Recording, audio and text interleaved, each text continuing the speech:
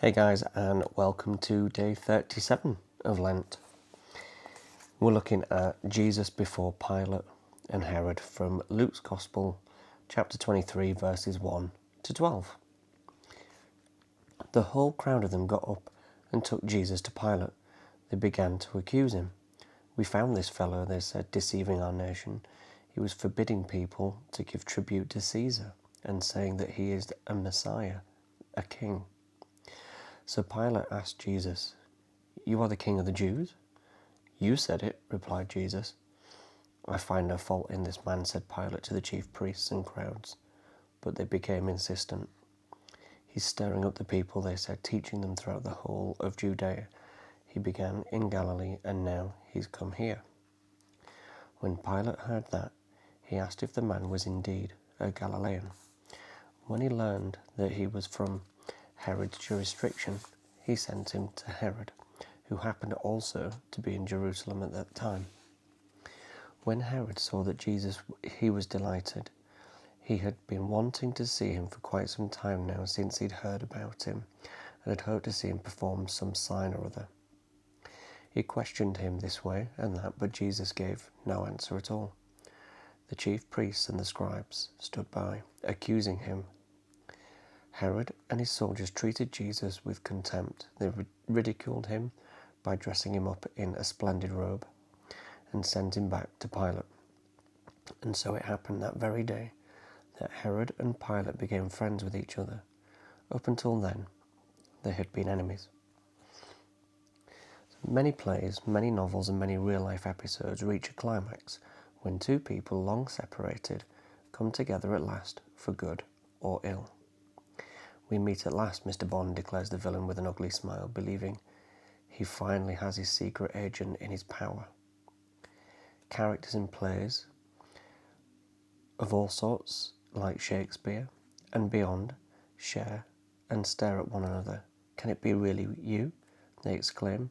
"It's so good to see you at last," we declare as a pen friend or distant cousin steps off the plane. We will not understand Luke's scene between Jesus and Herod unless we sense that quality in it. Herod has been in the background throughout the Gospel. Only Luke tells us that he had wanted to hunt Jesus down and kill him much earlier during Jesus' Galilean ministry. Only Luke now gives us this scene, where they meet at last, the present and precarious King of the Jews face to face with the real and coming King. Herod had longed for this moment. He saw Jesus as a combination of John the Baptist, who had fascinated him with his talk but frightened him with his warnings, and the kind of circus artiste who can do magic stunts to order. Jesus disappoints him. He says nothing and does no miracles. We might have expected that, like Moses at the court of Pharaoh, the leader of the new Exodus would either threaten Herod with God's judgment or perform remarkable feats to demonstrate his claims. But Jesus does neither. He isn't that sort of prophet, and he isn't that sort of king. Luke, for whom Jesus is certainly both a true prophet and the true King of the Jews, places this meeting in a sequence of scenes designed to reveal the truth of this kingship and the falsehood of all other types. At this moment, the truth is much more eloquently stated by silence. Why then did Pilate say that Jesus was innocent of the charges laid against him?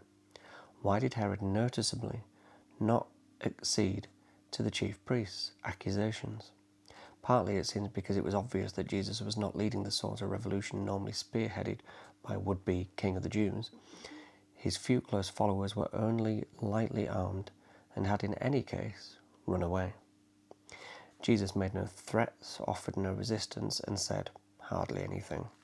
They could see that the main reason he was before them was that the chief priests and their associates wanted to get rid of him, and both Herod and Pilate disliked them and tried to do them down, as part of the power struggles that dribbled on throughout this period.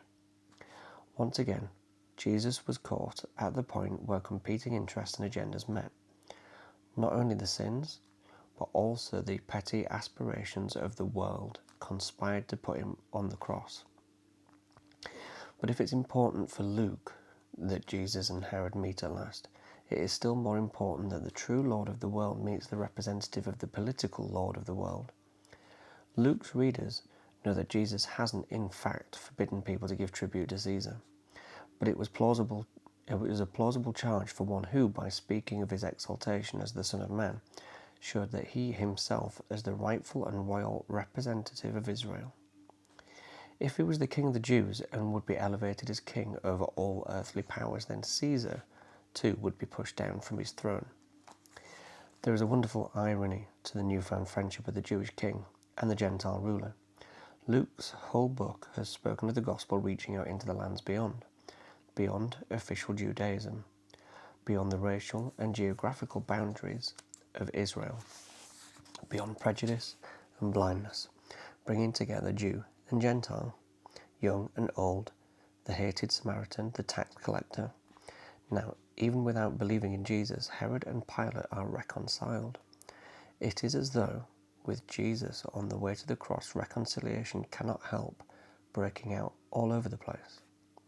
There is, of course, no real comparison between the shady deal struck between the petty princeling and the scheming governor and the rich fellowship in the gospel enjoyed by Jewish and Gentile believers.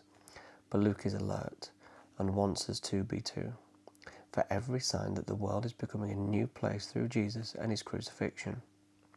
If even Herod and Pilate can become friends through this, he says to both his church and ours, think how you too could be reconciled with anyone at all once you both come under the shadow of the cross.